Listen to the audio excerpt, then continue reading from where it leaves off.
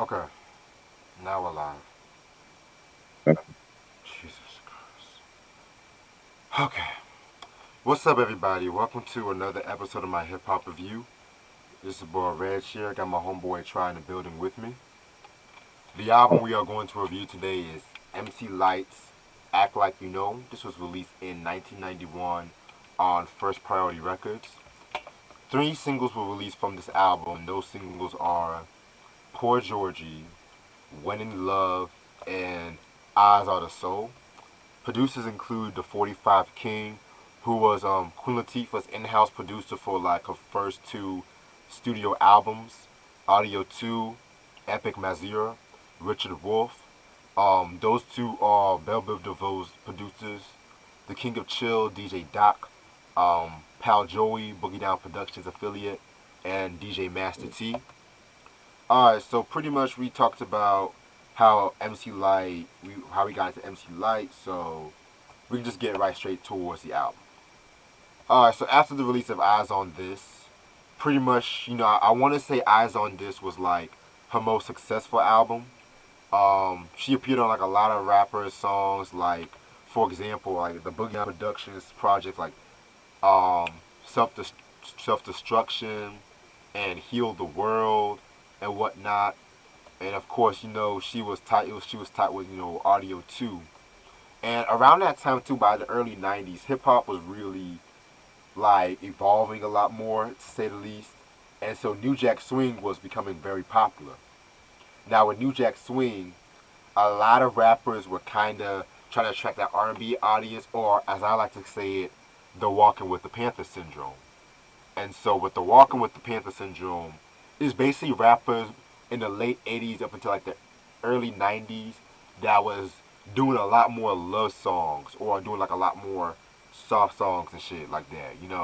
Of course with LL Cool J Walking with the Panther, um, Craig G's Act Like You Know album, Big Daddy Kane's Taste of Chocolate, and to an extent Prince of Darkness, which I've always felt like Prince of Darkness was a very underrated, overhated album, if you ask me, and stuff. So, what else? Queen Latifah's Nature of a Sister, which is an album I also believe gets highly slept on and shit like that too. Cause the thing about with that album, before I really get into this, Latifah was already singing in the first album and shit. You know what I'm Right, saying? Already doing that dance hall shit, so it kind of fit her lane. So, but at the same right. time, people were used to like the ladies first and shit like that. So it is what it is. So MC Lyte pretty much got into the syndrome and released "Act Like You Know." Now, as far as album covers, this is pretty much my favorite MC Lyte album cover. I always feel like she looks sexy as hell with that hairstyle and shit like that. Like the "Act Like You Know" era, she was at her most sexiest, in my opinion. But Mm. that's another story for a different day.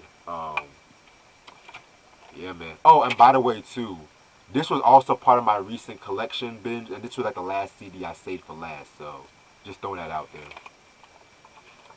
Of course, you got the lyrics. Um, this is just light chilling. I want to say that's like one of the members of Audio too, but I could be wrong on that. Um, I think that's a on the that, back cover. that's a what? I think that's a DJ on this picture right here. Yeah. Yeah. Oh, okay, bet, bet. Alright. Give me 1 second.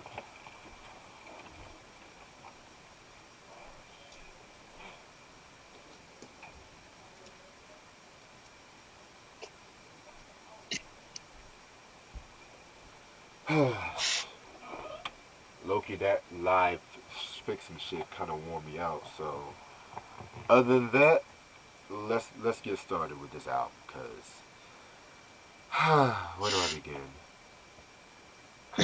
Track number one, "When in Love."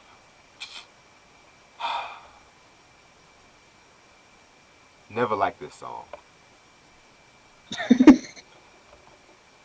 Never liked this song and shit.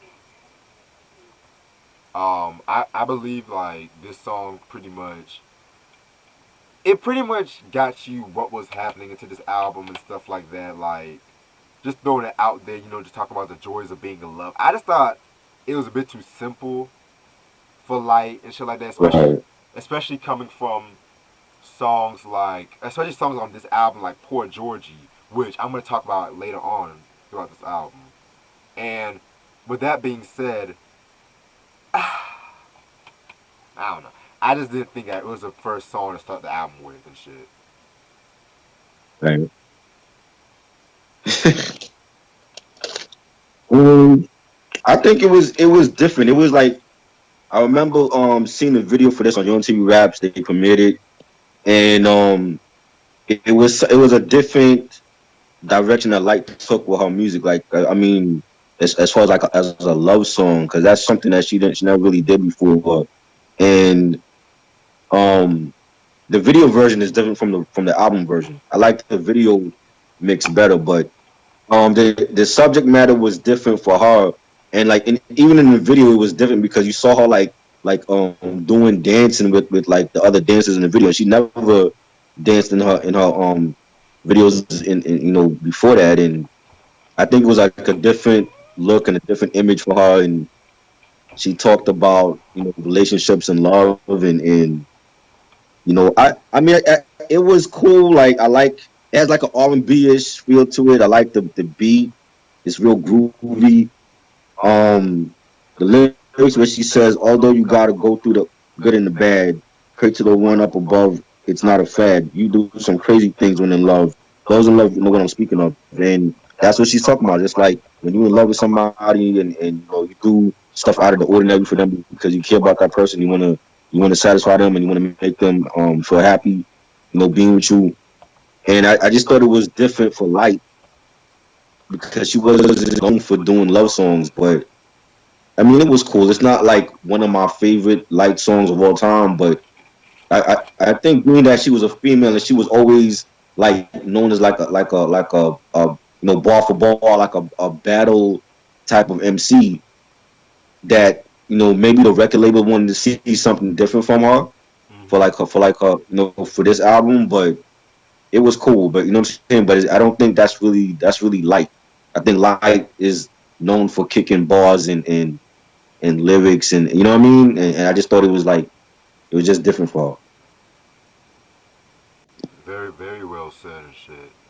And it's kind of funny you said that. It's kind of funny you said that because I've always felt like Big Daddy Kane and MC Lyte had very similar careers, if you ask me. Because think about it. Kane's first two albums, Long Live the Kane, It's a Big Daddy Thing, classic, straight up to your face lyricism. Then the third album, Right, Taste of Chocolate and Act Like You Know, it's like they went for more that R&B direction and shit like that. Whereas, or was in this right. case, the the Prince of Darkness, I'll kind of put those two together. And there was Ain't No Mm-hmm. Other and King. It's hard. Looks like a job for the '93 joint and shit like that. I always felt like Right. those they did have kind of similar careers in a way and shit. I I don't agree. know if it was just me, but No, I agree, but I think Kane went deeper into the R&B than Light did. You know he what I'm did. saying? It's like he went so deep that he couldn't come out of it. It's like he just got stuck trying to be LL. We already had LL for that. We didn't need King doing that. We didn't. You know? And it's crazy. It's crazy too because it just goes back to the LL Cool J walking with the Panther syndrome, like we talked about. Right. But yeah, let's move on to Exactly. this album because it's like, hold on, let me see this album. Yeah, I got the 19 version one, 19 songs and shit. Yeah. Track number two, Eyes Are the Soul. Now, continue what we talked about when we talked about how MC Lyte was trying to do different things. This is pretty much another single and one of MC Lyte's best songs. Period. Too. Um, Right. this song, she's telling a story about this guy who I think he did this girl, and she was basically infested with HIV and shit like that. The beat, the beat was so dope and dark. That eerie kind of beat and shit like that. I fucking loved it. I Yep. love the way MC Light. It's like she had a very. It's like a very different, distinct way she was rapping and stuff like that. Like she Right. was just wanted people to pay attention to the words and stuff like that when it came to when it came to that song. So, Mhm. Eyes of the Soul, definitely one of Light's best songs in the discography. Period.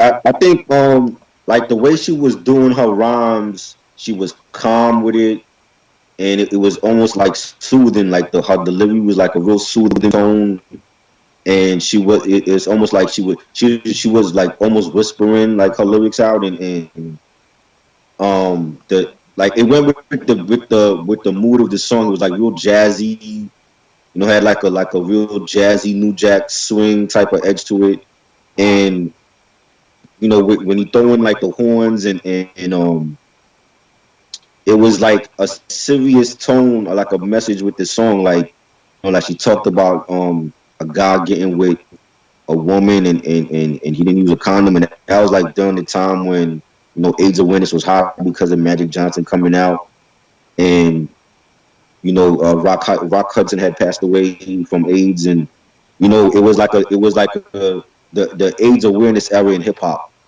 for the hip hop community, and that was like her contribution to that time, and the story was very serious. She had like it's a totally different story in the other verses, and I just thought like again it was a different song for Light, Hmm.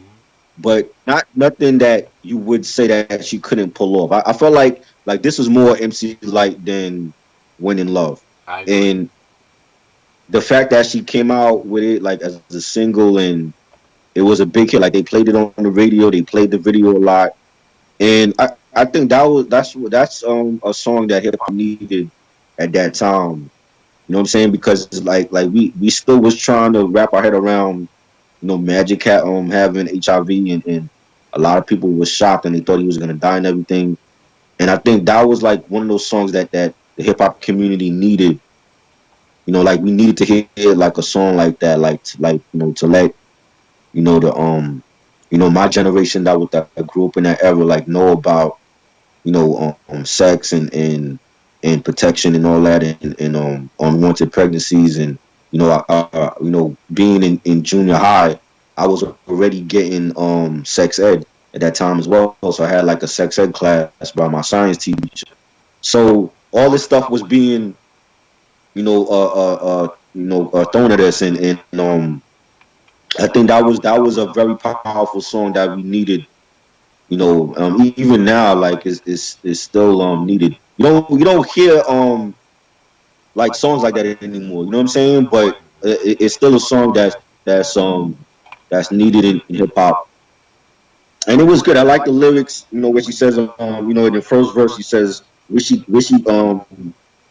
talking about the guy that slept with the woman. Like, wish he go back because change the direction, but now he's got the infection." And just a dope story, and I think like she did a lot of storytelling on this album, and I think she was underrated as a storyteller. You don't really hear her name mentioned when it comes to like the storytellers like Slick Rick or Ghostface, but I think she did a lot of good storytelling on this album, and this was like one of those songs where it's like you can visualize the story telling in the song. Facts, definitely. Yeah, man. Her storytelling was definitely proven on point, definitely with this album and shit. So yeah, that and so yeah, peep that song out and shit like that. And I don't think I've ever seen the videos for both of those songs. 'Cause I tried looking for those videos on YouTube, I didn't find them. Oh shit. Yeah. Yeah, well, I know the love When in Love, the video mix is different from the album version. But she's like, I remember like I think she's wearing like cross colors in the video, and she's like dancing with her other dance. I'm like, Like a we never, yellow we never hat. seen MC like dancing.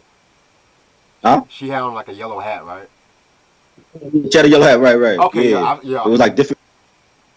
Yeah. yeah, okay, yeah, cause yeah. Yep. Speaking of her dancing, I saw the Yo MTV Raps performance last night. I was like, what the fuck did Light Uh-huh. start dancing? She was doing all that little shit. Right. I was like, what the fuck? I think that's something the label told her to do, like be Oh more man, open, you know what I'm saying? yeah. Be more acceptable, you know what I mean? So, I was like, okay, Light, okay. Alright, but anyway, track number 3, Search for the Light. Pretty dope track. Self-explanatory. I got the one thing I got is like being just one being happy and shit like that with their life. Yeah, That's basically the best way to put it. I like to play on when it's a light, as in her name Lyte, Lyte. This is one. Excuse me. That one line when she says, "Within this, there's so much happiness, sort of like lasting moments of bliss. Everyone wants to be so happy. Let me explain my theory. Some type of grief you must experience in order to appreciate happiness. Because if you're already satisfied, life would just pass by. You would never try life." And that's so fucking true, though. That's yeah. so fucking true. Because we need motherfuckers like just be so damn depressed in this fucking world and shit. But yeah, that search for the light. Yeah, that was the best lines of the whole song right there. And I like the DJ Stackers, and it was like a dope jazz track, real solid track. So yeah, that was dope. That was a dope song. For real. And even that sample, that funky drummer sample, man, like Yeah, again, on full on display. Everyone knows that sample and shit. Track number four, Act Like You Know. Pretty solid song. I got more like a braggadocio appeal with this track right here.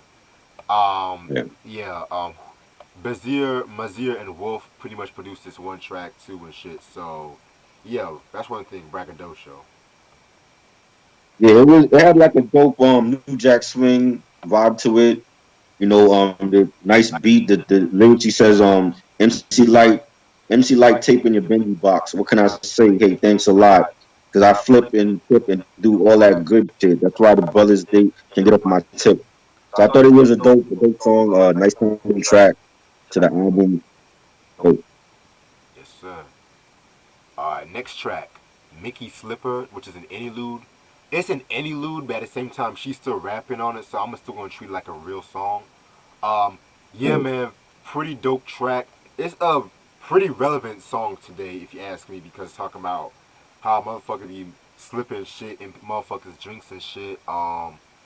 Light, then all of a sudden, Light starts spitting some shit, like sipping on some vodka. Like, again, her storytelling is in full display in this track right here.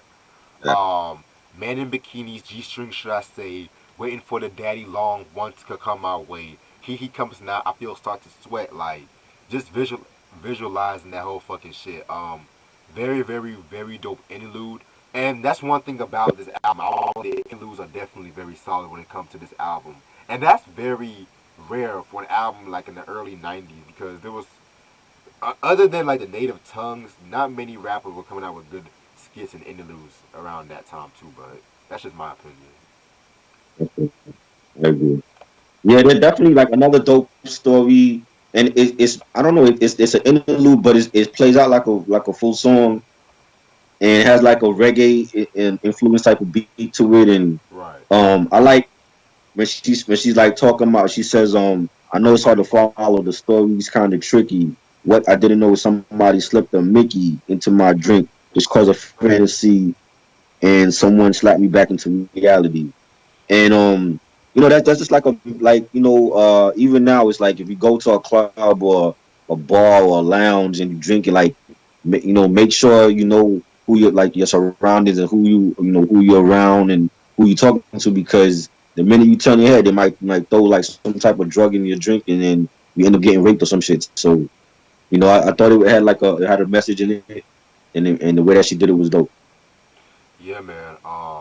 Yeah, it's kind of crazy too because around that time too, I know around that Mm. time too, that's when that whole shit started like becoming very popular and stuff like that date rape shit. You know what I'm saying? So yeah, and which Yeah, leads us to I was gonna say, like, Tribe had the infamous date rape song on Low End Theory. That was yep, 91 as well. yep.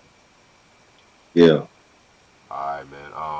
Which leads us into, in my opinion, the best song off this album, "Poor Georgie." I want to say this is like one of her most signature songs, dare I say, yeah, but yeah, this is pretty much the best song off this album. It tells a story about how like the guy from the skit met with Light. His name was George, and pretty much she started feeling some type of way about him, but at the same time right. too. George, he had some demons he had to deal with. You know what I'm saying? He liked to drink a lot, and pretty much Lyte always want to tell him that she loves him, but at the same time too, she's scared of that drinking side of him. And then at the end of the song, he died from like a drunk driving incident, pretty much. So, love this track. It definitely tells a good story. I love the usage of that Jackson 5 sample. Very dope Hmm. usage. A little trivia: the video, it features a young Lauryn Hill in the video too. So, just throwing that shit out there. And also, peep the In Living Color performance she did. So, yeah, Poor Georgie, one of my all-time favorite MC Lyte songs and the best song off this album. Yeah, I would say like at this point, it's definitely her signature song. Like people might not ever like listen to an MC Light album before, but when that song come on, they know the song Right. because it was that popular, and it was a huge hit for her at that time. And Mm-hmm. um, like it's another great story within that song, and it has a message, and you know it was like this was a different MC Light. Like I mean, compared to like all her other albums, at least for me, it was like she took a different approach with this album, and um, that sample that she used, that was it the Michael Jackson sample, Yeah. and um, I've heard like other artists sample that. I remember the youngsters sampled that for Stayed Away on the No Mercy album, Mm-hmm. and they flipped that sample dope. But I think MC Light's like own is like the most like recognizable, and you know um like her getting, and it's like that the way that story that she's telling, that still happens now. There's, what I'm saying, like there's, women that, even like she asks the women in the song, like, girls, have you ever had a friend that you get with every now and then? And that happens every day. And this the story of her, hooking up with this guy, and she had feelings for him, but I felt like he wasn't, like, he was cool with her, but he was just like trying to keep her around as like a homie lover friend. He was, he had other chicks he was on the side, and Right. he went to the doctor and found out he had his lungs were swollen and stuff, and he just went off the deep edge, and was doing drugs and stuff, and she tried to save him and she couldn't, and that happens every day. You know what I'm saying? And I just thought it was another dope, powerful song with a message. That seems to be the theme of this album, like with When in Love and Eyes of the Soul, and even the interlude, Make You Slip Up. She has like a lot of powerful messages in the song, but she doesn't come off preachy. And I think it was great, definitely a classic hip hop song. And I would say, yeah, at this point in 2020, it's definitely her signature song. Yeah. Yeah, we're definitely well said and shit like that. That was Poor Georgie. Next song, Take It Off. Damn, she got over Georgie real fast, didn't she? But ah shit. Let me stop. Um, Take It Off. It's a pretty straight song because she's definitely getting into like her freaky side. Pal Right. Joy produced this song right here. Mm. It's an okay track. It's not one of my favorites, but yeah, it's straight. I love it. I think and that's another thing. There's a couple songs on here that she got really like freaky and horny on. You know what I'm saying? Right. Like I don't know if she was like, you know what I'm saying? Like I don't know. Like it just like a couple songs like Take It Off. Like she got really, freaky on it, and that's something that we really didn't see from Light before. But I like it. I like that has like a reggae flavor type of beat to it, and the bass line and the beat, and the little like reggae chant on the sample, and I thought it was dope. I think it's a dope track. Okay. Yeah, man. Yeah, man. I don't know. I guess because I don't know. I think it was has something to do with like the beat because I like Pal Joey, especially his work on the Sex and Violence album. But I Right. just felt like that beat could have been a little bit better in my opinion. But to each his own at this point. But yeah, like I said, I don't know. I don't even know if I would have sequenced it right after Poor Georgie. Like, Yeah. but track number 8, Beyond the Hype. Again, Wolf and Mazir. The beat for this one was alright, but Lyte pretty much did her thing on this track too. So she pretty much made the beat better by her presence. If that makes sense. I like the line when she says, "Well, I deliver as quick as you call my name. I'm beyond the hype, beyond the fame. So now I prove to you that I can shake you, groove you, and move you too. I am too much to bear, to touch and then share." Like, I love the lines that she was doing on that one, but I think the beat was a bit too New Jack Swingish for me. Right. Yeah, I didn't really care for it. I didn't like the beat. I don't think the beat fit like her lyrics, you know? Mm-hmm. Yeah, I didn't care for that joint. Facts. Now we get into all that, and this is like one of my favorite tracks off this album. And I'm kind of Yeah. disappointed it took us 9 motherfucking songs until Audio 2 came out with the beat. So you telling me it took us 9 songs? Alright, but Audio 2 definitely combined the New Jack Swing and her traditional vintage sound the best with this one. Lyte definitely sounded dope all over this beat. She was definitely coasting and shit. Um, I love the line when she says, "I see suckers, many pucker uppers, ass kissers, as well as butt lickers. Many, many that will do me good and plenty. Don't know me from Adam, but want to get with me." Yeah. This chick right here, Lyte. This chick, Lyte, boy. But yeah, man. I want to say this is probably my second favorite track off this album. Very dope track. Light was super aggressive on this track. For Like real. it, she was angry. Like she was. It sounded like it almost sounded like she wanted to say like "fuck all men." I'm done with y'all, and she was fed up. And even like in her lyrics, like she says, I know you kind, you roam around the fucking town, you want to slap it, flip it and rub it down, and she, that's like a little BBD reference to this hit song "Doomy," Yeah. and I just felt like I don't know, she just like the lyrics she was kicking on the song, she just felt like real fed up with men and real like super aggressive and Facts. definitely a dope ass song. I like the beat, I like the DJ scratches on it, dope. Oh yeah, man. Yeah, man. Fucking Lyte went savage on this one, in my opinion, man. Alright, then the next track, we got Big Bad Sister. Oof. Oof. This was produced by 45 King. Now, I like 45 King, but I feel like with this Hmm. beat, it definitely sounded more like a Native Tongues beat than like a Lyte sound, in my opinion. Not saying Yeah, it's a bad beat, though, but I just felt like the production was kind of, like I said, I'm gonna talk more when I review the album and shit, but right. this song was alright. This song was pretty alright. You know, Light braggadocio and shit like that. Calling out the boroughs. It's alright. Yeah. You know why you feel like that? Because De La used the same sample for Ring Ring Yep, from De La Soul is Dead. yep. But like I think for this song it was more sped up. But yeah, like 45 King, he's an underrated producer. He did the Hard Knock Life anthem for Jay, Hmm.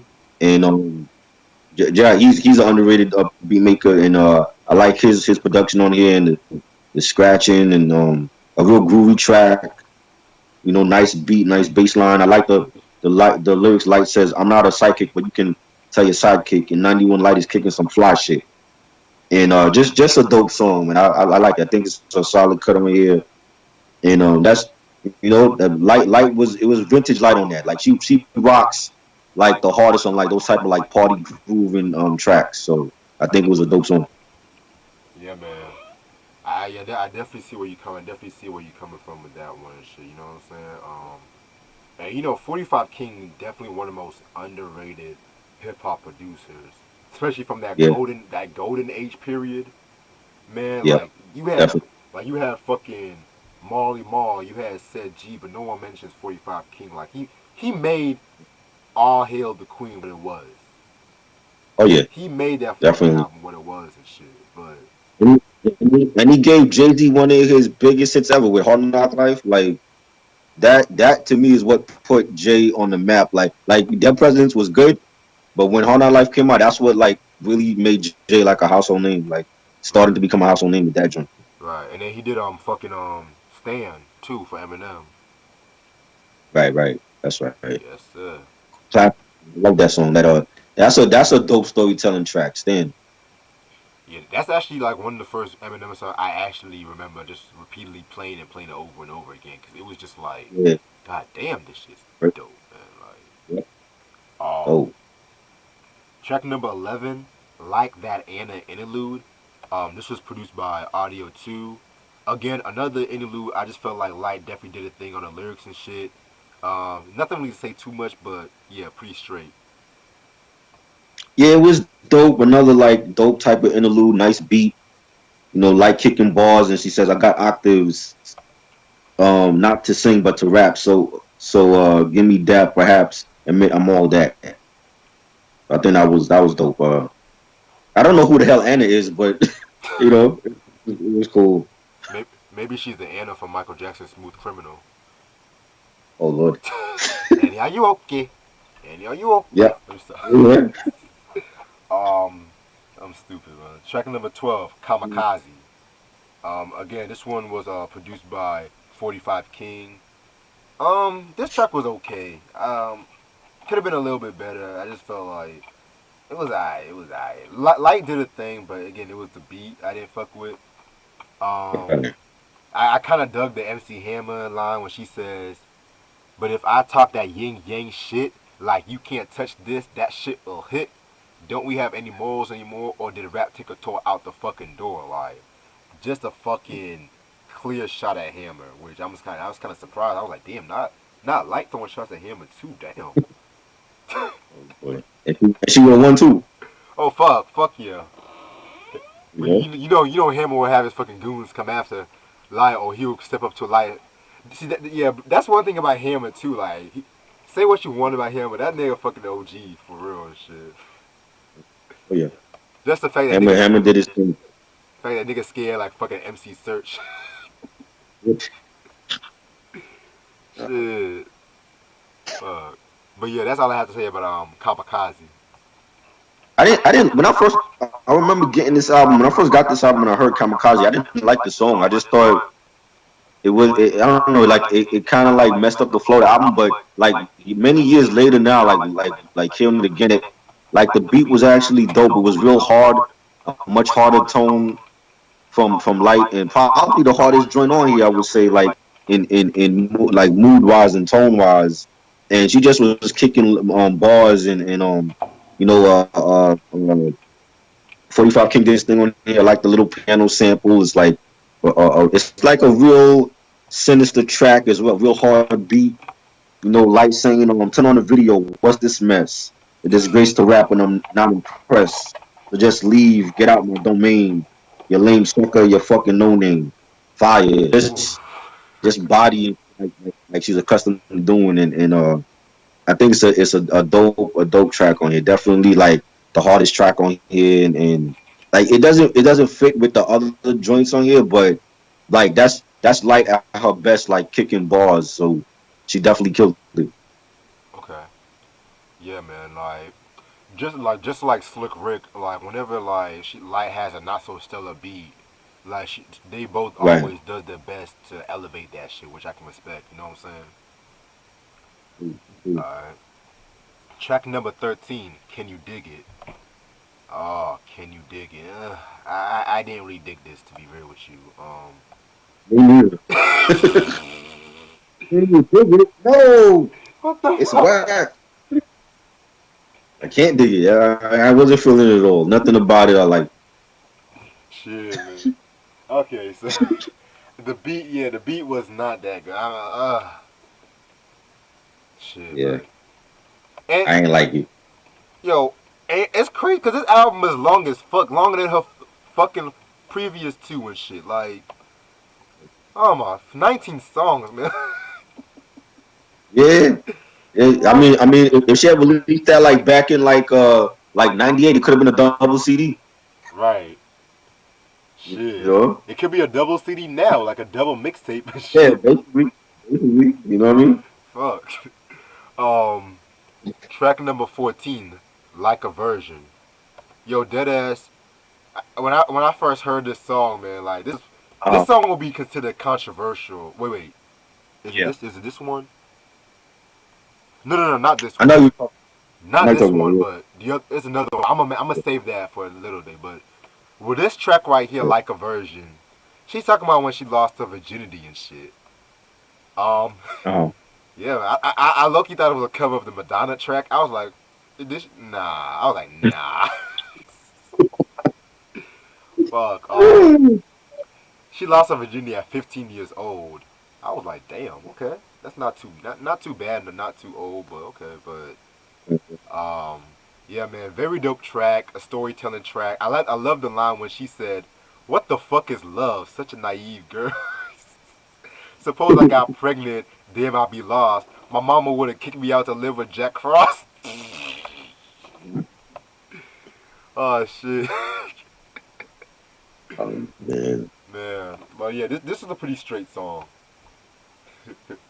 Yeah, I thought it was like another storytelling track where she's talking about losing her virginity to this guy that he just wanted some ass, and then he moved on from her to the next chick, and she felt some type of way, and talking about that's what guys do, and it's a little bit, it sounds like a little bit male bashing when you hear about it.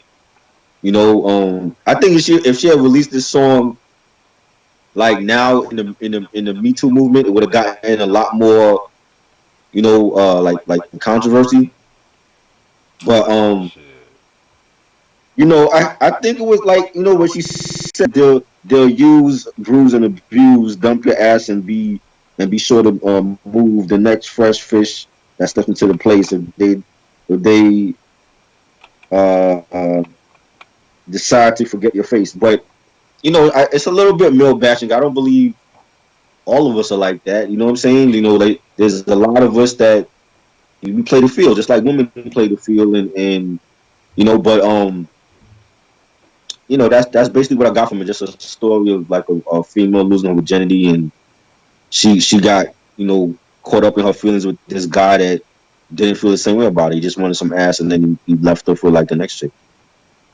It happens. Fuck it. Yeah, that's every day. So Yeah. That's fucking like a version. Next track, Lola from the Copa. Um, hmm. This was pretty much her version of the Barry Manilow song Copacabana. Um, pretty straight. Believe it or not, I actually did like this song. Believe it, yeah, because it reminds me of what Slick Rick used to do, especially from the right, Rulers Back album. How she did that one track, he did that one track Venus. It kind of reminded me of that. So right. yeah, I actually pretty fuck with this. Plus, Audio 2 made the beat too. So again, shout out to them niggas and shit. Now, was Lola her friend? Nah, Lola was just the girl from the song, like from the Mary Manilow song. Her name was Lola. She was a showgirl. Yeah, Like, because she was, yeah, okay, because she was like in the song, she's like talking about how Lola was like taking uppers and shit like that, and she was watching her dance, and like she says, like Lola took up she smiled and danced till morning. Lola took uppers to stop her from yawning. For the finale, she got an applause. Lola was gracious. She didn't do tours. So I was getting like maybe like she was at the club at the Coca Cabana with Lola, and she watched Lola from a distance dance and take drugs, and she was wilding out. So that's why I thought I was like a fun of whatever. I personally just thought it was just rappers' way of just trying to, as I say, like make the shit like relevant to today's times. You know what I'm saying? Right, right, true. And it had a dope piano sample, and it was dope. It was a nice song. Facts, man, facts. Alright, we got about four more songs left. Track number 16. Yeah, this was the song I'm talking about. Too Young for What? Yeah. Oh Lord. Oh my fucking god, shit. Ah, Yeah. gee. You remember that one Stevie Nicks song? I think it was Uh-huh. called like Edge of 17. It was some shit like that. Right. This kind of reminds me of that track. Um, So pretty much Lyte, she's basically getting her cougar on. She's basically getting her cougar on with this. Mind you, MC Lyte was Getting 21 at when she 21. made this track. This You're album. not a you know? So Oh man. she's talking about how she likes men as young as 17. Let me say that she likes men as young as 17.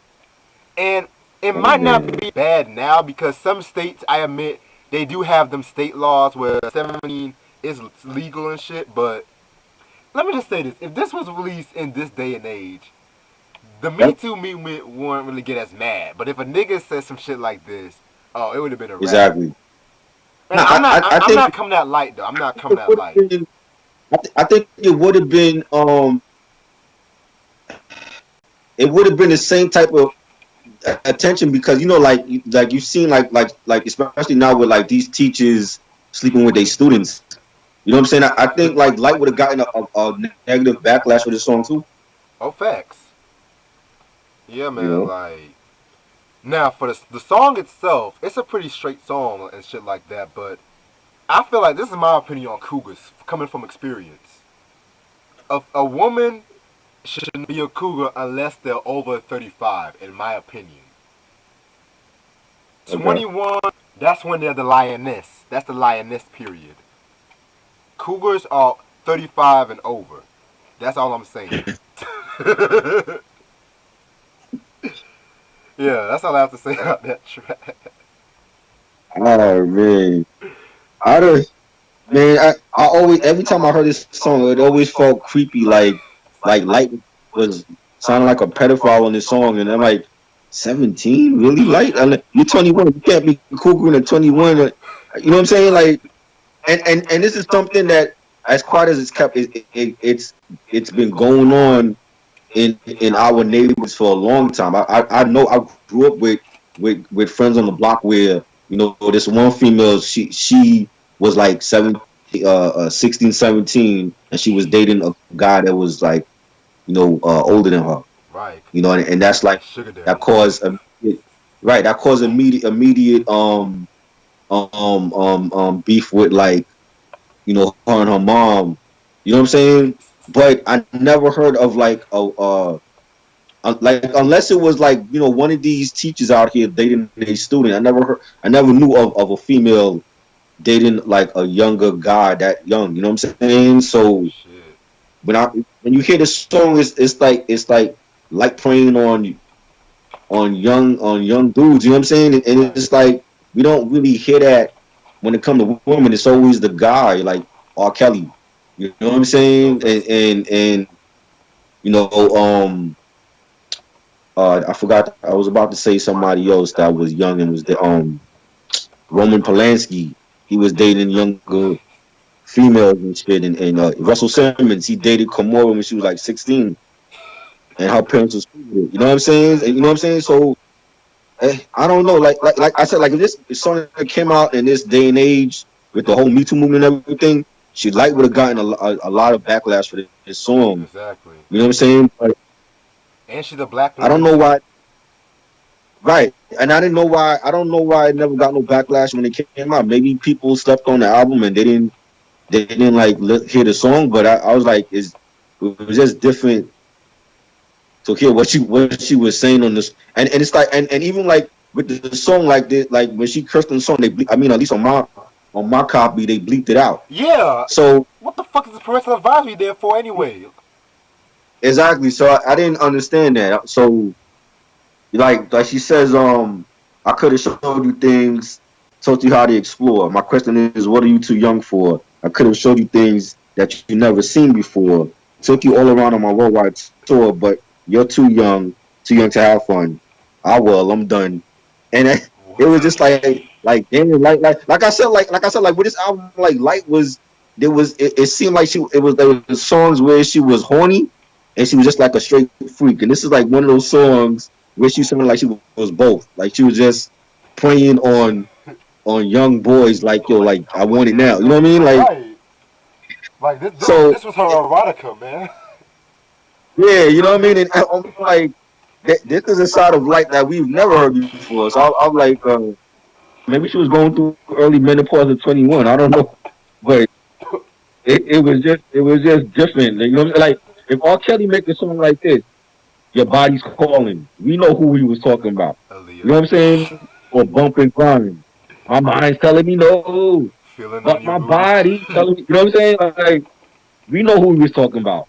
But I just feel like this is something we don't hear from females where they just like they make a song and they prey on young boys and or if they had any thoughts like that, they keep it to themselves. They don't just come out on a record and admit it. And it was just different. But I like the beat. I think the beat was dope and the scratching the bass line.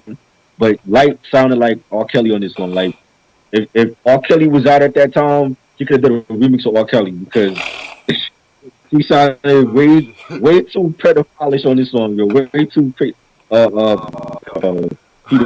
on this. I didn't understand that, but I think that it was like I don't even want to say it's a dope song. I like the beat, but like the whole subject matter, it just sounds even now in this day and age, it just sounds like creepy. You know what I'm saying? So Oh shit. the Oh my god. Okay, man. adult moment, I'm sorry. I'm sorry. It's just that I just thought of Adam because it's crazy because R. Kelly did produce a song for Light too. That's why I'm laughing. right? R. Kelly produced the song. Yeah, and the her '96 album. I think it's called like what's it called? Two seater. It's called two. Even the name two seater. Oh man, I don't got that album. After was it 707 or something like that? It came out in '96. Yeah, I don't got that one. That's the one with keep on keeping on and shit. Yeah. Wow, that's crazy.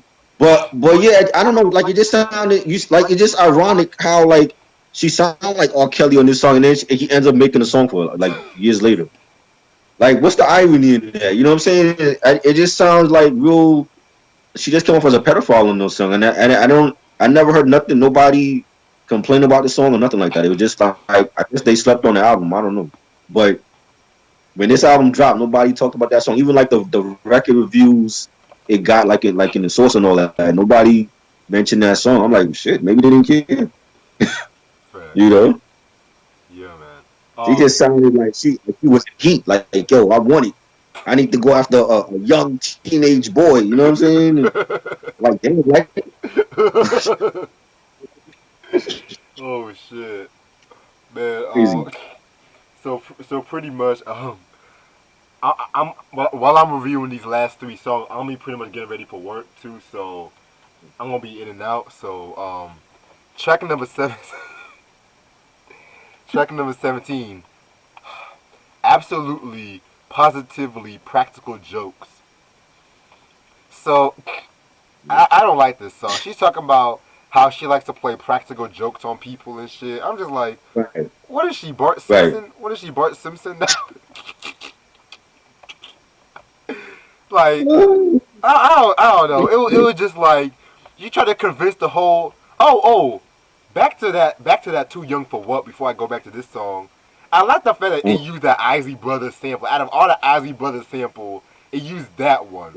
But back to this Okay. song, 45 King. He made that beat. The beat was cool, but I didn't care about Light talking about how she likes to pour jokes on people. That was just a waste of a beat, man. Fuck that. It was. I like the beat. I'm like, I didn't understand this story. I'm like, what is he talking about? Like playing practical jokes on people. I'm like, okay, how do you go? You just had a song where you're playing on teenage boys. Now we get to this song. Like the sequence of this album is horrendous. You know what I mean? Right. So like, we have Poor Georgie, and then we get from Poor Georgie to Take It Off. You know what I'm saying? It's just Yo, speak on it, man. Speak on it. Speak on that, It's, man. I don't know, like it's just the sequencing was bad. Like you know what I'm saying? It's like you can't go from a song like Poor Georgie to take it off, baby everything. You know what I mean? I don't know. And It was then just crazy, but I think she wasted a good beat on or the story could have been done a different way. I didn't like the whole story of it. Like it's on like some fucking Animal House type of shit, you know. And I'm like, nah, I like he wasted the beat. I didn't care for it. oh fuck, man. Yeah, I didn't care for this track either. And pretty much that's like then we get into another dope intro interlude, which um I hate when I'm sorry I have to say this. I hate when Right, motherfucking rappers they put the fucking intro in the last couple of songs off this fucking right. project. Like what the fuck, man? Like I think the only time it worked well was when Jay Dilla did it for Donuts, and that's the only Right, motherfucking time it worked well. But another dope exactly. intro. What the fuck you mean another dope intro? The album's about to be done. Like what the fuck? The fuck? I told you the sequencing was bad. It is bad. It's horrendous. Yeah. And you know what's crazy? For the YouTube, when you hear it on YouTube, the intro is actually the first track. So they don't have it at number 18. They don't. Yeah, they put it as number one because that's where it belongs. Number one, that should have been the first track, not number 18, and the album's already done. You have a bonus track after. So like the sequencing was terrible on this album. Shit. Yeah, man. Yeah. Yeah. You have anything else to say about this track right here? Oh, the intro it was cool. It was a nice beat. She you hear like a knock at the door and they have like this label executive, you know, talking and shit, and it reminded me of like one of those Eminem Paul Rosenberg skits. Oh, fact. And Lyte is talking, Lyte saying skins every now and then. I meet a Peter with a pecker that try to be in. But I felt like the sequencing was bad. That should have been. You can't have an intro at the end of the album. It has to be number one. Like any album from any genre, that's how they start off. They don't put the intro at the end of the album. You know what I'm saying? Like who sequenced this album? Was it Audio 2? Because they weren't crack when they did this shit. No, I don't even think like I said they weren't as involved as they were in this album, man. Right. They should have got involved in the mixing and mastering then, because the sequencing was off. You know Fact. what I'm saying? Or Pal Joey, whatever the hell his name is, or 45 King. Somebody should have sequenced this album the right way because a lot of these songs don't belong like one after the other. But you gotta also understand, Atlantic Records own First Priority, and you know Atlantic Records had a bad history with hip hop too. Oh, well, that's it. That has to be it then because they're not making no sense. Like you Right. know, And then yeah, I think it's the only album. It is the only album that I remember having an intro at the end of the album. You know, crazy. and then the last track is that K Rock's The Man, if I'm not mistaken. Right. Yeah. Man, I ain't care for that DJ track. I'm sorry, I didn't care for that shit. She let her DJ or whatever get on and spit some bars, but it is a bonus track. So technically the album it was over with practical jokes, but she threw in the intro at the end and then the bonus track. Right. You know, I just think the sequencing was terrible. It was very terrible, man. But yeah, I'm gonna say my thoughts though. Overall, this is like one of the clearest examples of the walking with the Panther syndrome. Pretty much, and I love MC Light, but Right, when it comes to like her golden period, I want to say it's like her first two albums, and then right, occasionally you can throw in Ain't No Other, which I'm gonna talk about sometime next month. But with this yeah, album, I mean, I appreciate it a little bit more than I did when I first heard it, but it was just all over the place. For one, yeah, like it started off very good. Like, well, besides When in Love, you got Eyes Are the Soul, Search for the Light, Act Like You Know, everything up into all that. Everything up into all that was very dope. Then the sequencing just got kind of off. MC Light was she Right. went from being a freak to playing practical jokes to being a cougar, and it's just like what the fuck, like what the fuck, like Exactly. and Light. I mean, Light's pen game, or where Light has ghostwriters. Let's just be real, she has ghostwriters, but whatever, she still did her thing on the tracks. I mean, it's always on point. Let's be real. I felt like some of the beats was wasted, and the production. I forgot about the production. Hmm. Um, Pretty much when it comes to the production, that was like my main issue when it came to this album because I felt like the production was not consistent, which is why I always felt like that's one thing I've always felt about this album because like it didn't have like her usual team, pretty much. Like yes, it had audio too, but they weren't fully involved as they were, and shit like that. You know what I'm saying? So Right. yeah, man. And I felt like Wolf and Mazir and Wolf definitely did not give like the best of beats. But with that being said, I will probably give this a 3.5 mics. It's not too Right. bad, but I would start off with the first two albums. I wouldn't start off with this one and shit like that because it's gonna you're gonna be slightly disappointed with this. And I want to say this album is out of print too, so y'all can find this album. Yeah. You must have in your collection. Well, if you're heavy Light fan. I think it was a dope album. The sequencing was off. I think When in Love, the intro should have been the first track, obviously. Not at the end of the album. When in Love could have been the last song instead of the bonus track. The bonus track you could scratch off. That shouldn't even be on here. And I didn't care for that absolutely practical jokes joint. But like she had a lot of songs with messages like Eyes of the Soul and Poor Georgie and When in Love, Mickey Slipper interlude, even Too Young for What. But um I love the production. And the production they had like at times a New Jack Swing type of feel and then a boom bap, 90s feel to it. Um, she didn't have no collabs on the album. That's like something that's very rare, in hip hop, even for that at that time. Like, she carried the whole album by herself for 90 tracks and even gave her DJ a track to rhyme on. You know, I think it's underrated.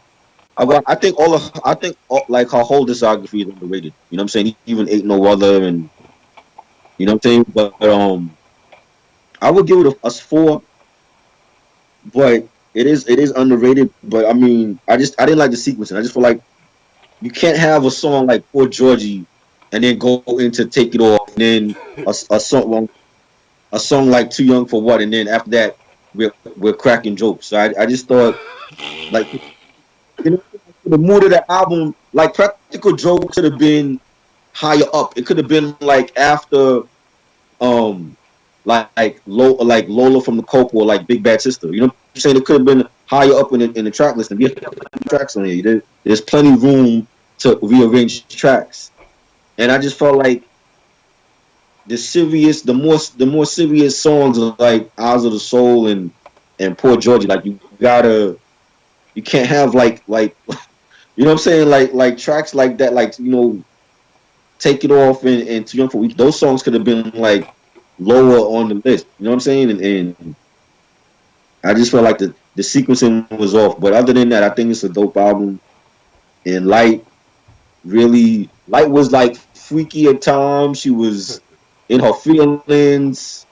She was philosophical at times. She was kicking balls. She was angry at times, and it's like a whole different moods of a woman on this album. And I think she killed. I think it was a a solid album. I think it definitely is slept on. I hear nobody talk about Lyte or none of her albums, and I'm glad we talked about this album. I never talked about this album at all, so I think it's a dope album. I think like for MC Lyte fans or anybody that want to get into yeah, like check out the first two because those are her best. But don't sleep on this one because I feel like ain't no we gonna talk about ain't no other. Ayla was too, but I think like people sleep on the middle album. Like that's the way like you mentioned like with Kane and Prince of Darkness, people sleep on that album. That's always been one of my favorite Kane albums too. But Facts. it does have some shit on here. You know what I'm saying? Oh Because of yeah. the because he was going for the crossover appeal with the R&B, and I didn't like that shit about him. But I think like just like Prince of Darkness with Kane, act like is a slept on album from like Facts. All right. yeah. So how many mics would you give this if you didn't say?